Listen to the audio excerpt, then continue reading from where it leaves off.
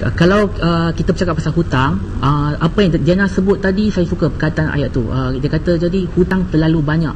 Okay, tak salah kalau kita berhutang, ya. Tak salah kalau kita berhutang banyak. Tapi salah kalau tak bayar hutang. Kita tak tahu. Saya guna perkataan urus hutang lah. Itu dia lebih tepat lagi. Urus hutang. Sebab itu sekarang ini kalau kita tengok di ada apa kita panggil iklan AKPK tu. Betul. Berulang kali berhari-hari dia buat AKPK. Jadi di situlah pengurusan hutang tu mustahak. Bagaimana nak menguruskan hutang dengan baik? Jadi kalau nak mengurus hutang dengan baik, kita kena faham asas keuangan. Itu dia. Asas keuangan, kita kena belajar sikit tentang apakah kadar hutang. Kadang-kadang sebagai contoh saya berikan, bank akan iklankan ataupun kita beli kereta, dia akan sebutkan di situ kadang kadar faedah dia, interest antara 7% ke 6% kan. Tapi sebenarnya kalau kita kira balik, itu bukan sebenarnya kadar dia lebih tinggi. Okey, yang pertama. Okey, yang kedua ialah bila kita buat pinjaman perumahan sebagai contoh. Betul. Jadi kalau kita nak mengurus hutang, kita kena pilih pinjaman perumahan yang fleksibel. Itu beberapa contoh lah. Tak apa, kita kongsikan.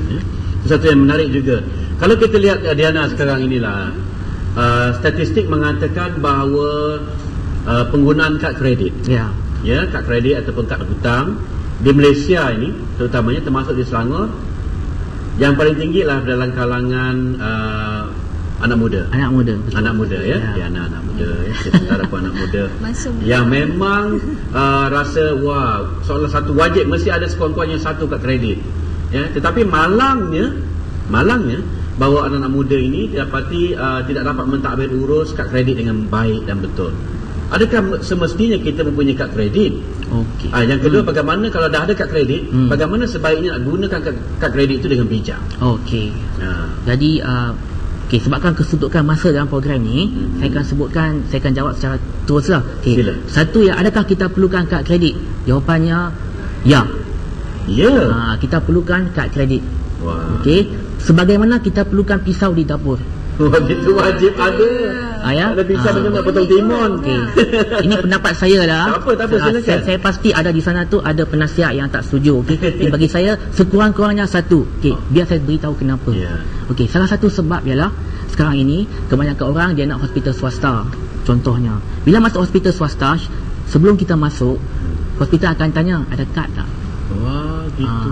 Walaupun masa tu kita dekat perubatan, kita dekat medical card, insurans kan, tetapi pihak hospital masih nak tanya ada deposit tak, sebab surat letter of guarantee belum datang lagi. Jadi ATM tak ada duit, 3,000 tak ada duit. Tu macam mana? Swipe dulu, talk later. Sebab nyawa dalam pertaruhan sekarang. Jadi satu kan. Yang kedua tadi, yang bertanya tadi pasal nak uruskan kad kredit dengan baik. Balik lagi sekali, saya terpaksa ulang slogan ini. Kena belajar urus kewangan. Dan salah satu daripada urus kewangan itu adalah mengurus hutang. Hutang ialah salah satu ialah hutang kad kredit.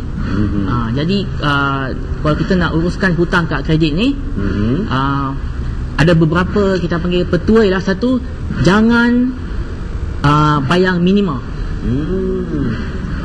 Habis tu bil setiap bulan datang pun kita katalah berbelanja 500, paling minimum ialah RM98, bayar RM98. Itu sebenarnya salah. Sebenarnya itu sudah termasuk dalam kita panggil selut. Quicksand. Quicksand dalam bahasa Malaysia lumpur. Pasir jerlus. Itu tuan masuk kata pasir jerlus. Bayar minimum sudah masuk sikit dah, mula-mula masuk tapak ibu jari kaki dulu. Lama kelamaan habislah sampai ke leher, sampai ke hidung. Lepas tu kita kena jumpa Alung Bukit Beruntung. Itu dia masalahnya. Habis. Baik ada AKPK kan. Kami bukan Alung, kami mau tolong.